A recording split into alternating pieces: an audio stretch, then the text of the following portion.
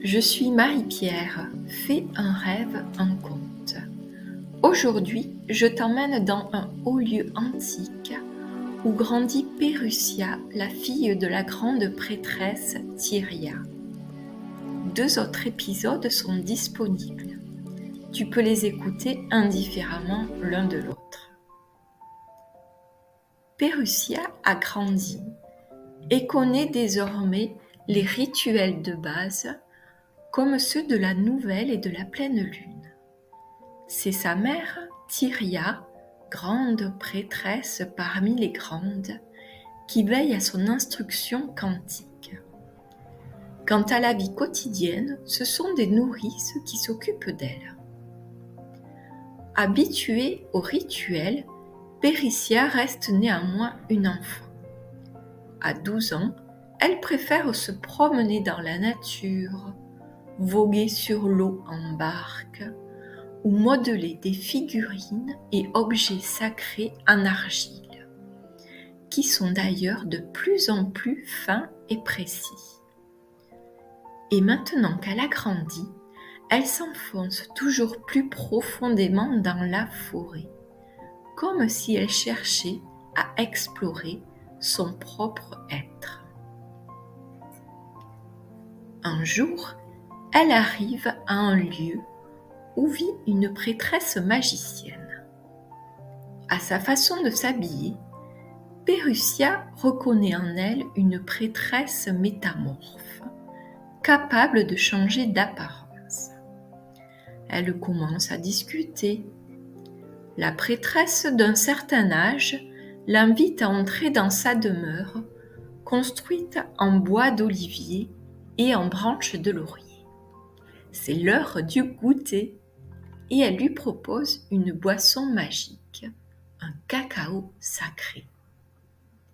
Mais, à la grande surprise de Pérussia, la prêtresse magicienne se métamorphose soudain en petite fille. Pérussia se sent troublée.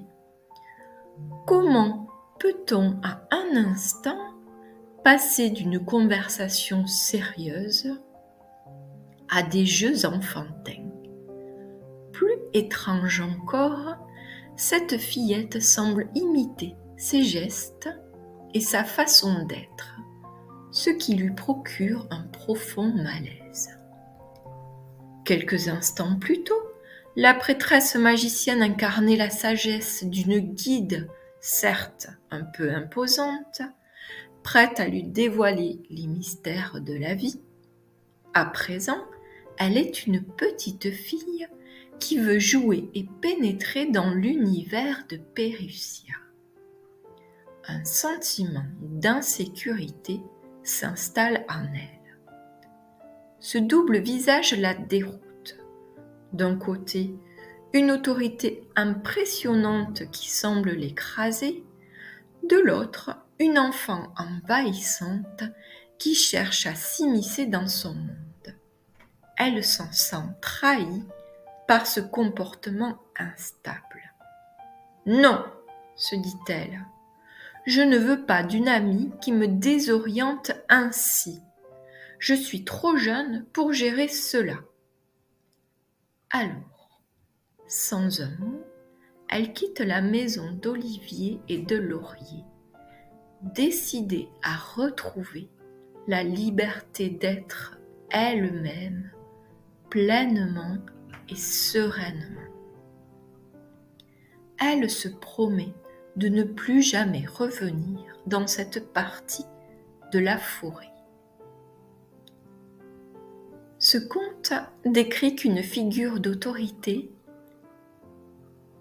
doit être cohérente pour inspirer confiance.